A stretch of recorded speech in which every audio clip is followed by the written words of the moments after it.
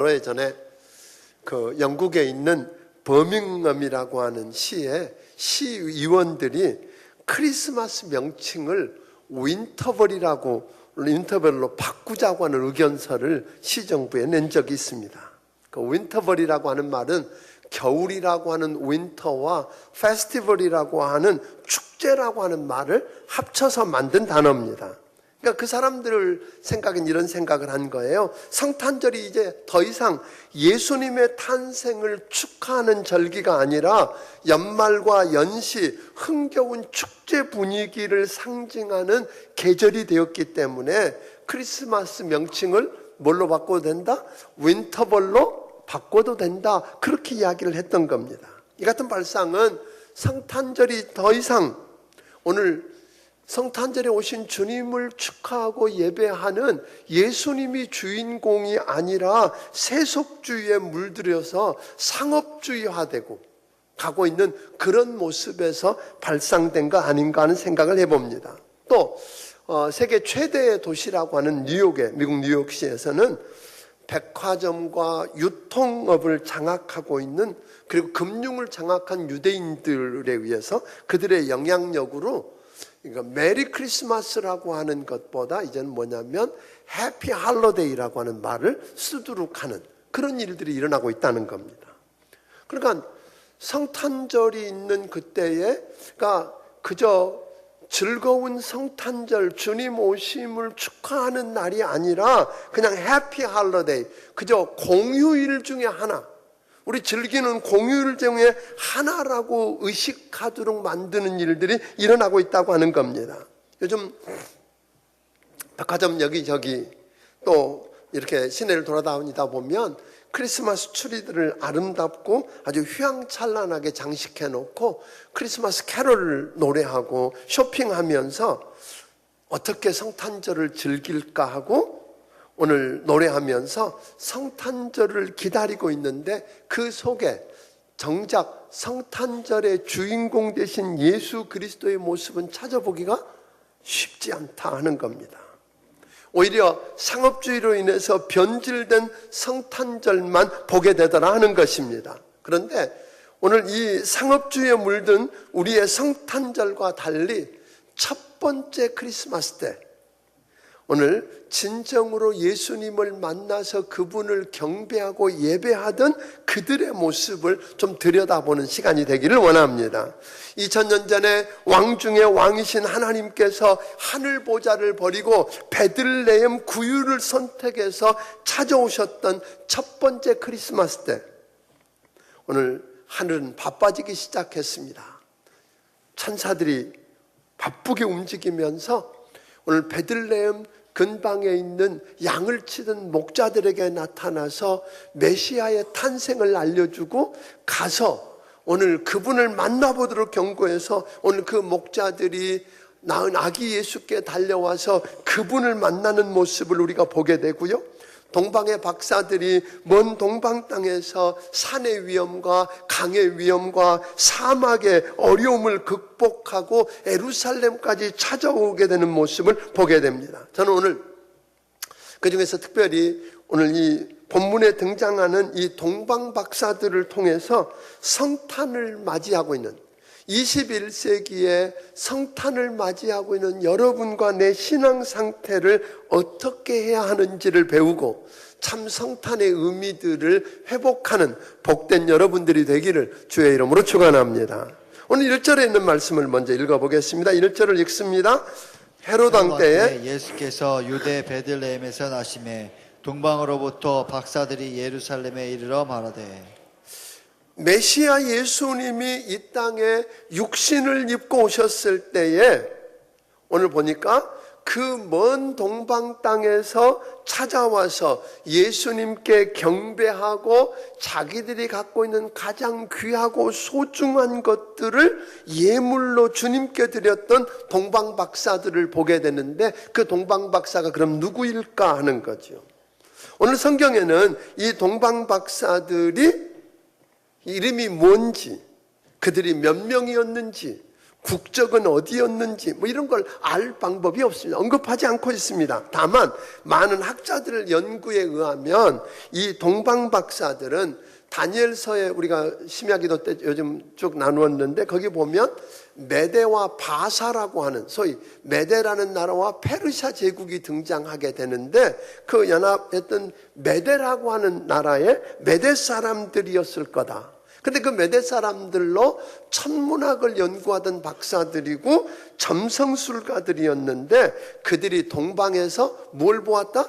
한 별을 보았다. 그 별은 암흑과 무지와 공포와 불안 속에서 신음하고 있던 인류를 죄에서 해방시켜주고 영원한 자유와 생명과 행복을 주기 위해서 오시는 메시아의 탄생을 나타내주는 별이었다. 그 별은 바로 메시아, 온 인류의 구세주로 오신 우리 주님 예수 그리스도의 탄생을 알려주는 하나님의 계시였다 하는 겁니다. 그래서 그 동방 박사들은 그 별을 보고 메시아의 탄생을 알게 되고 그 별의 인도함을 따라가서 결국 메시아를 만나게 되고 그 메시아를 경배하게까지 되었다 하는 거죠. 그리고 가장 귀한 것들을 예물로 주님께 드렸다. 이걸 위해서 오늘 저들은 뭐예요? 고향을 떠나서 머나먼 예루살렘까지 이르게 되었다. 그런 이야기를 하고 있는 겁니다. 2절을 같이 읽어보겠습니다. 시작. 유대인의 왕으로 나신 이가 어디 계시뇨? 우리가 동방에서 그의 별을 보고 그에게 경배하러 왔노라 하니. 동방 박사들이 그들의 고향을 떠나서 예루살렘까지 찾아오는 것 그렇게 쉽지 않았을 것입니다. 저들은 메시아를 만나고 그 메시아가 왔다는 걸 알게 되고 그래서 그 메시아를 만나고 그 메시아를 경배하기 위해서 숱한 희생과 고난을 경험했을 것이라고 하는 겁니다. 산을 넘었을 것입니다. 오늘 유프라테스 강과 티그리스 강을 건넜을 것입니다. 그런가 하면 거칠고 메마른 사막을 횡단했을 것입니다. 그러면서 저들은 생명의 위협을 경험했을 겁니다. 자연재해뿐 아니라 도둑들로부터 위험도 경험했을 것입니다. 그러나 포기할 수가 없었던 것은 저들이 뭐 할 때문에요? 오늘 하나님께서 그 별을 통해서 보여주신 메시아를 알았고 그분을 경배해야 된다고 하는 것 때문에 중단하고 돌아갈 수가 없었다고 하는 겁니다.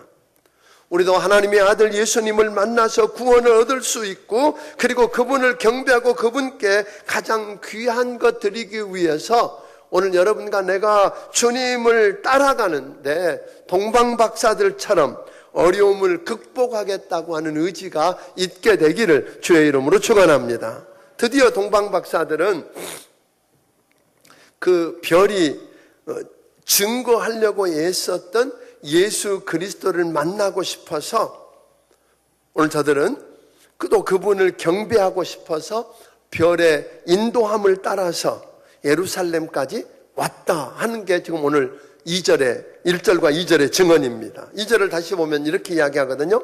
유대인의 왕으로 나신 이가 어디 계시냐?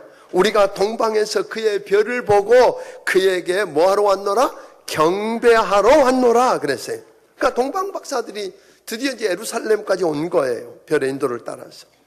근데 예루살렘 거리를 지나가면서 이야기하기 시작하잖아요. 사람들을 붙들고 물어보는 거예요. 유대인의 왕으로 나신 이가 어디 계십니까? 그 사람이 모르면 또 다른 사람에게 묻습니다. 유대인의 왕으로 나신 이가 도대체 어디 계십니까? 저들은 깜짝 놀랐을 겁니다. 이 동방 박사들은요, 유대인의 왕일 뿐 아니라 만왕의 왕이신 하나님의 아들이 왔다는데 예루살렘 도시는 너무나 적막한 거예요. 이 사람 보고 물어봐도 모르고 저 사람 보고 물어봐도 모르고 도대체 아무도 모르는 것, 그런 걸 보면서 어쩌면 동방 박사들은 이쯤 되면 회의를 했을지도 모르겠어요. 야, 우리 뭔가 잘못 알은 거 아니냐?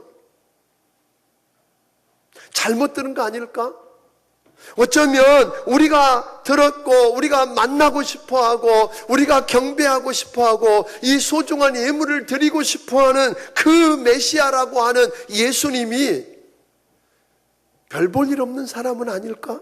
왜? 그분이 유대인의 왕이고 만왕의 왕이 되시고 우리를 구원해 주실 그분이라면 왜 사람들이 모르겠느냐는 거예요. 왜 사람들이 무관심하고 관심을 갖지 않고 있는가? 별 볼 일 없는 분 아닌가? 그렇다면 우리 차라리 돌아가자. 그럴 수 있었을까 아닌가 하는 거예요. 그런데 동방박사들은 그렇게 하지 않았습니다. 다른 사람들이 어떻게 생각하든, 다른 사람들이 뭐라고 말하든, 다른 사람들이 이해하든 이해하지 못하든 간에 하나님께서 별을 통해서 이들에게 보여주시고 증거해 주신 그 메시아, 아멘. 오늘 그분을 다른 사람들이 이해하든 못하든 어떻게 반응하든 상관없이 하나님이 보여주시고 인도해 주신 것 앞에 반응하고, 아멘. 하나님의 그 계시 앞에 반응하는 게 예배거든요. 그래서 그분께만 나아가기로 하고 포기하지 않고 유대인의 왕으로 나신 이가 어디 계시냐고 묻고 다니는 겁니다. 그분께 우리가 경배하려고 한다고 하는 구도자의 모습을 우리에게 보여주고 있습니다. 오늘날 여러분과 나도 그럴 수 있을 것입니다.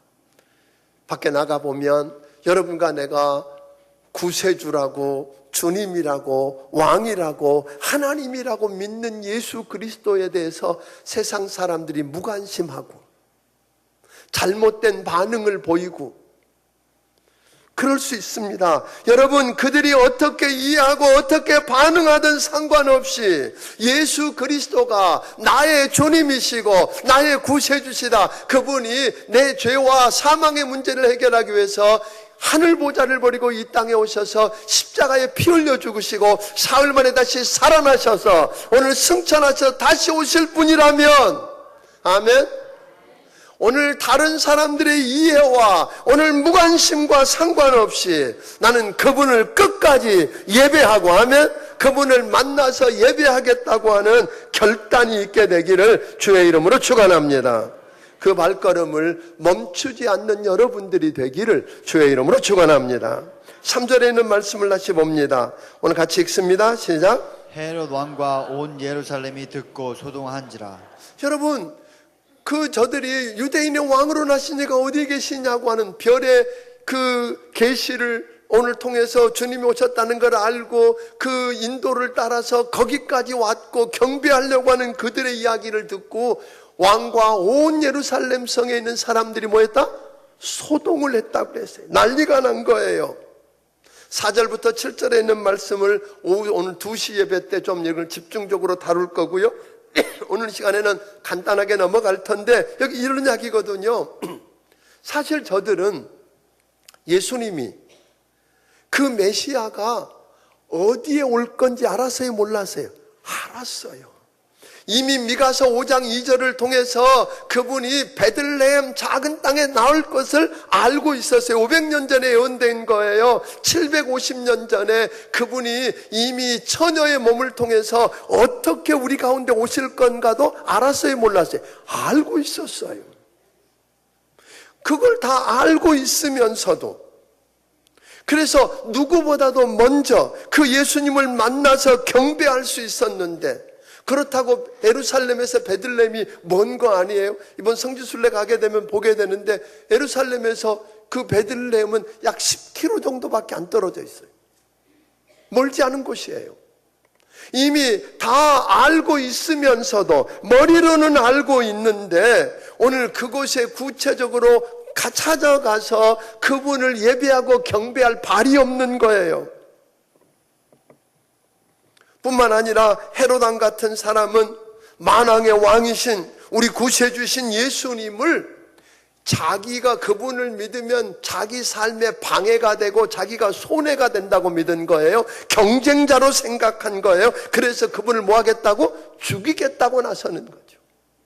사랑하는 여러분, 우리도 예수님을 메시아로 알면서도 무관심했던 서기관과 제사장들과 헤롯 왕처럼 예수님을 마치 탄생을 전혀 나와 상관없는 것처럼 대하고 살던 저들처럼 감사와 감격을 잃어버린 채 의무감으로 신앙생활하고 있지는 않는지 우리를 들여다보기를 주의 이름으로 축원합니다. 2000년 전에 오셨던 예수님은 여러분과 내 죄 문제를 해결하기 위해서 십자가에서 피 흘려 죽으시고 사흘 만에 다시 살아나셨고 그리고 승천하셔서 약속대로 다시 오실 것입니다. 오늘 자칫 잘못하면 예수님이 오신다는 거 우리 다 알고 있으면서 오실 때가 가까웠다고 하는 것도 알면서 마지막 때에 일어날 징조들을 우리는 다 알고 있으면서도 무관심한다면 서기관과 제사장과 헤롯 왕처럼 메시아가 올 때에 그분 영접하지 못하고 오늘 슬픈 비극을 경험하며 탄식하게 될 줄로 믿으시기를 바랍니다. 그렇지만 동방박사들은 포기하지 않았습니다. 별의 인도를 따라서 그렇게도 찾고 찾던 메시아 예수 그리스도, 즉 아기 예수님을 만났습니다. 그리고 경배합니다. 11절을 읽어봅니다. 같이 한번 읽어보겠습니다. 시작. 집에 들어가 아기와 그의 어머니 마리아가 함께 있는 것을 보고 엎드려 아기께 경배하고 보배압을 열어 황금과 유향과 몰약을 예물로 드리니라. 여러분, 상식적으로 보면 여러분들이 동방박사라면 누구한테 절해야 돼요? 엄마 아빠한테, 부모님께 해야 될 텐데 오늘 저들은 그 부모가 아니라 누구에게 했다고요? 아기께 했다는 거예요. 왜요? 그 아기가 누구라고 하는 건 하나님께서 보내신 메시아고 구세주고 하면 하나님의 아들인 걸 알았기 때문에 하나님께만 경배하기 위해서 그리했고 그분께 황금과 유향과 몰약을 드렸다고 이야기합니다. 아멘. 저는 오늘 이번 성탄절에 오늘 동방박사들이 별의 인도를 따라서 오늘 그 메시아를 만났고 그리고 그분께 경배했고 그분께 가장 소중한 걸 예물로 드려서 예배했던 것처럼 여러분 그런 역사가 일어나기를 주의 이름으로 축원합니다. 물론 황금과 유향과 몰약이 무엇을 의미하는가에 대한 이야기들을 여러 사람들이 하지만 그게 그렇게 중요한 것 같지는 않습니다. 황금은 보석 중에 가장 귀한 거고 그 시대에 황금은 왕께 드리는 거였다고 하는 겁니다. 그러니까 저들은 자기에게 있는 가장 소중한 것을 주님을 누구로 여기고 예수님을 왕이라고 여기고 드렸고 또 하나 유향과 몰약이라고 하는 건 그 시대에 있었던 향유 중에 가장 존귀하고 귀한 것이었습니다. 그래서 가장 존귀하게 여기는 것을 누구에게 드렸다? 주님께 드렸다 하는 것입니다. 저들은 여행 중에 여비가 부족하기도 했을 것입니다. 그것만 팔면, 그 중에 하나만 팔면 얼마든지 넉넉하게 여행할 수 있었을지도 모릅니다. 그런데 그 소중한 예물을 절대로 자기 자신을 위하여 쓰지 아니하고 가장 존귀한 것을 누구에게? 메시아, 별이 알려주었던 그 메시아 예수 그리스도께 드렸다고 하는 것입니다. 오늘 여러분, 예수님이 정말 하나님이시고 여러분과 내 죄 문제를 해결하기 위해서 십자가에 피 흘려 죽으시고 다시 살아나셨고 아멘. 그래서 우리의 구주와 주님이 되신 걸 여러분 믿으십니까? 그분이 우리를 구원하기 위해서 다시 오실 예수님이라고 믿는다면 이번 성탄절에는 성탄절의 주인이신 그 예수님 만나기를 바랍니다. 그분께 여러분에게 있는 가장 존귀하고 귀한 것을 드려서 경배하며 예배하는 여러분들이 되기를 주의 이름으로 축원합니다. 황금이 없다면 몸을 드리십시오. 유향이 없으면 여러분의 사랑을 드리십시오. 몰약이 없으면 여러분의 생명과 인생을 드릴 수 있는 복된 여러분들이 되기를 주의 이름으로 축원합니다. 아멘. 여러분 잘 아는 것처럼 어느 날 그런 이야기를 하죠. 옛날에 그 중세시대에요. 아이들이 성탄절이 되니까 연극도 하고 또는 합창도 하고 하나님께 여러 것으로 기쁘시게 해드리려고 하는데 한 아이, 고아였던 한 아이가 있습니다. 자기는 다른 아이들처럼 노래를 잘 못하니까 합창단에도 못 끼고 연극을 해야 되는데 좋은 옷도 없고 그러니까 연극에도 못 끼고 낄 자리가 아무 데도 없었어요. 그래서 그 아이가 혼자 생각합니다. 나는 주님을 무엇으로 기쁘게 해드릴 수 있을까? 생각한 끝에 그 아이가 서커스 단원이었거든요. 자기가 서커스 할 때 사람들이 그렇게 좋아하고 기뻐하는 걸 보고 주님 앞에 나와서 밤에 아무도 없는 사이에 교회 안에 들어와서 홀로 서커스를 하는 거예요. 까꾸로 물고 나면서도 공놀이를 하는 거예요.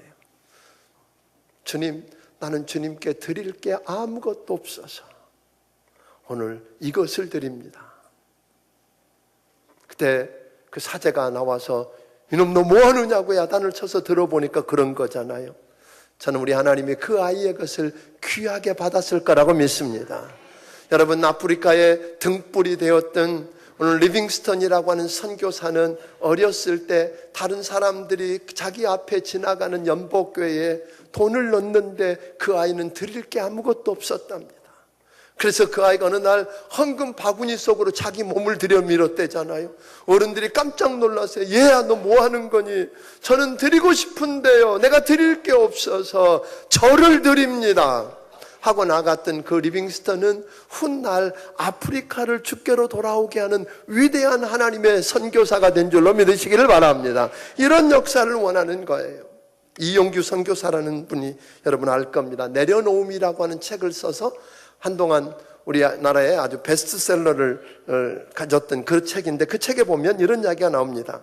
이용규 선교사가 몽골 베르 지역이라고 하는 곳에서 그 예배 처소에서 예배를 드리고 있는데, 벨러르라고 하는 한 소녀가 아주 땀 범벅이 되어서 오늘 교회로 뛰어들어옵니다.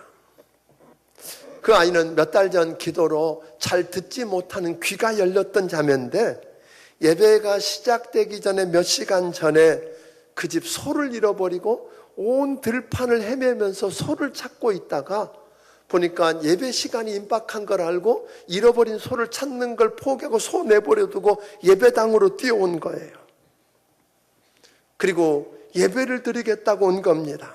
사랑하는 여러분, 예배 드리는 게 얼마나 기뻤으면, 그 아이에게 얼마나 소중했으면, 예배 드리는 것이 오늘 그 아이에게 얼마나 은혜가 넘쳤으면 오늘 잃어버린 소 찾는 걸 내버려 두고 예배당으로 왔을까 생각하니까 그 이영규 선교사가 하나님 앞에 이런 기도를 드립니다. 하나님, 이 발러르 자매가 소를 포기하고 소가 아닌 예배를 택한 그 믿음을 귀하게 여겨주시고 부끄럽게 말아달라고 기도합니다.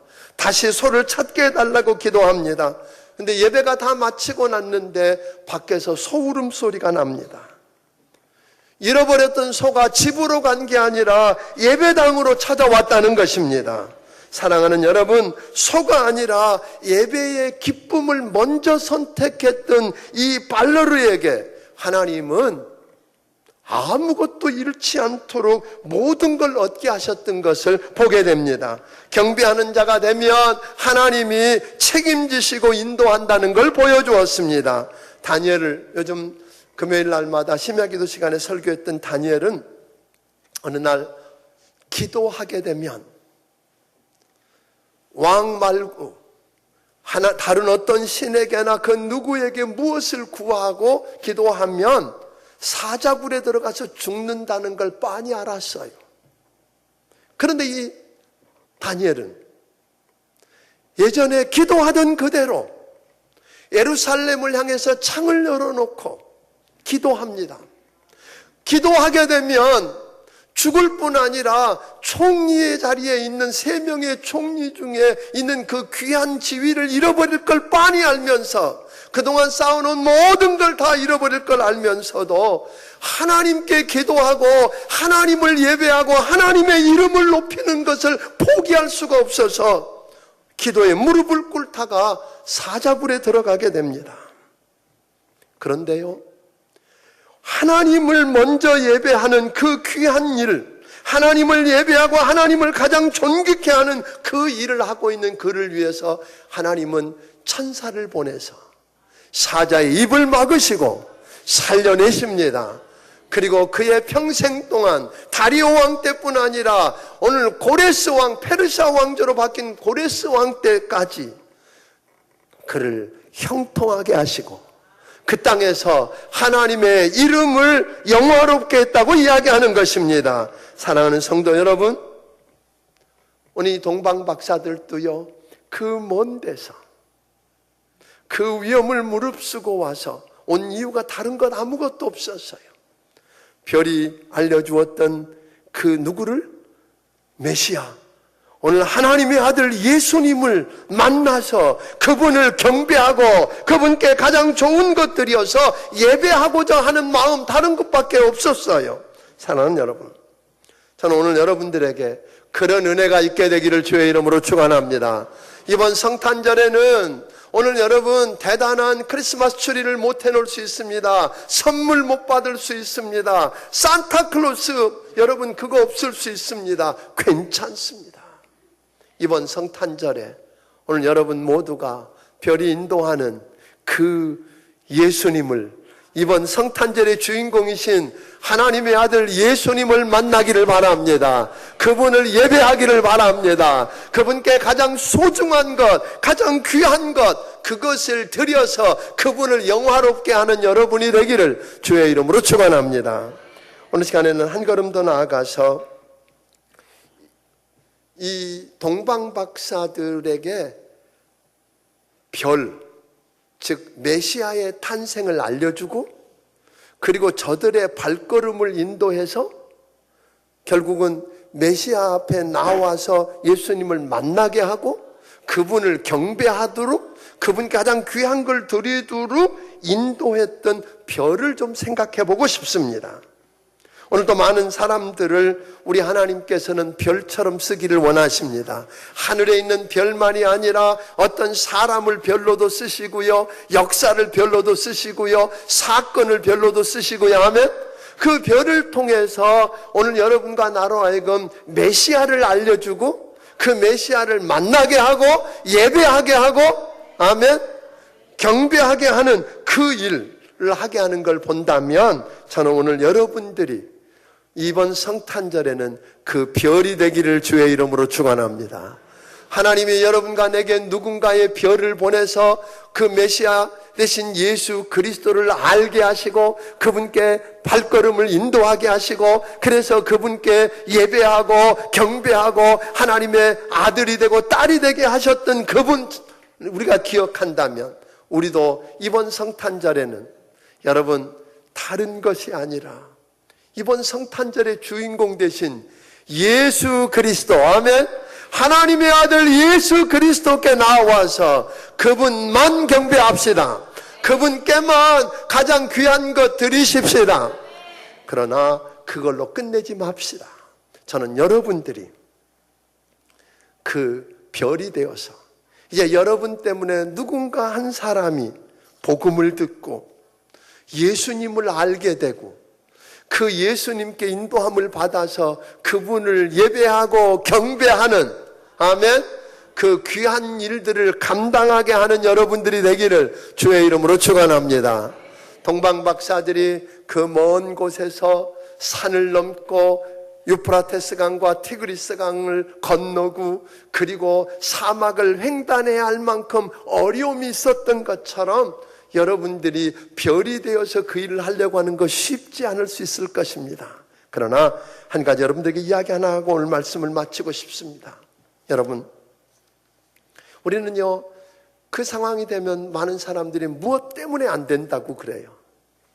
이것 때문에 못한다고 하는데 이것만 해결하면 된다고 믿을 수 있으면 생각을 바꾸면 어떨까요?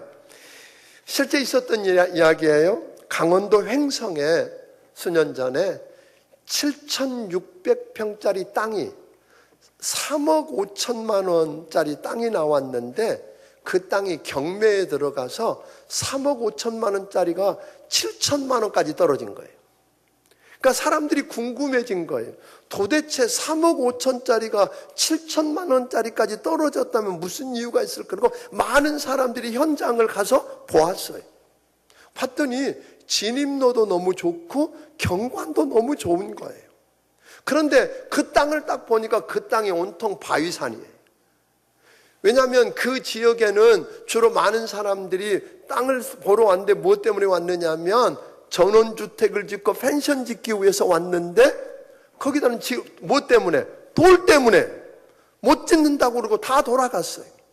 그런데 한 사람은 그걸 보고는 군청으로 뛰어가서 군청 서기에게 물어봤어요. 여기서 돌 캐서 다른 지역에 팔면 안 되나요? 괜찮아요. 그래서 땅을 7,400만 원 주고 샀어요. 경매 받았어요. 그리고 맨 처음 한 일이 그 돌을 깼어요. 그래가지고 팔았더니 돌은 다 현금 준대네요. 5천만 원 벌었어요. 그래서 5천만 원에다가 땅 담보 잡아서 2,400만 원 담보로 빼가지고 땅값 다 갚고, 자기 돈 들어갔어요? 안 들어갔어요? 하나도 안 들어갔어요. 다 갚고. 그런데 돌을 딱 치우고 났더니 그 땅이 택지가 된 거잖아요. 그래서 그 땅을 평당 15만 원씩 해갖고 11억 4천만 원에 팔았대요. 놀래지도 않아. 자기 일 아니라고. 이건 문제는 뭐예요? 무엇 때문에, 돌 때문에 안 되는 게 아니라 내 앞에 있는 애 때문에, 가난 때문에, 직장 때문에 이거 주님 따라가는 일 못한다가 아니라 그것만 해결하면, 아멘, 갈 수 있다는 거예요. 일본의 경영의 신이라고 일기는 마시스타 고노스케라고 하는 사람이 그런 이야기 하잖아요. 자기는 너무나 가난했기 때문에가 아니라 가난 덕분에 근검 전략에서 오늘 이런 부자가 됐다고 이야기해요. 자기는 너무 가난하고 초등학교도 못 나왔기 때문에가 아니라 초등학교도 못 나온 덕분에 평생 자기 손에서 책을 놓지 않아서 그는 건강이 약해서, 건강이 너무너무 어렸을 때부터 병치레하고 건강이 약한 것 때문에가 아니라 약한 덕분에 몸조심해서 90살까지 살았대. 어떻게 보겠느냐는 거예요. 세상이 어려운 건 맞아요. 요즘 우리가 믿음 지키고 주님 끝까지 따라가서 주님만 섬기고 예배하는 게 어려운 건 맞아요. 그러나 그것 때문에가 아니라, 아멘, 그것만 넘어가면, 믿습니까? 그것 덕분에 하나님 닮아가고 주님 앞에 서게 될 줄로 믿으시기를 주의 이름으로 축원합니다. 여러분, 모든 성도들이 금년에는 이번 성탄절에 여러분 동방박사처럼 주님께 나와, 별을 따라 주님께 나와서 주님만 예배하고 가장 귀한 것들이어서 주님을 경배하게 되기를 주의 이름으로 축원합니다.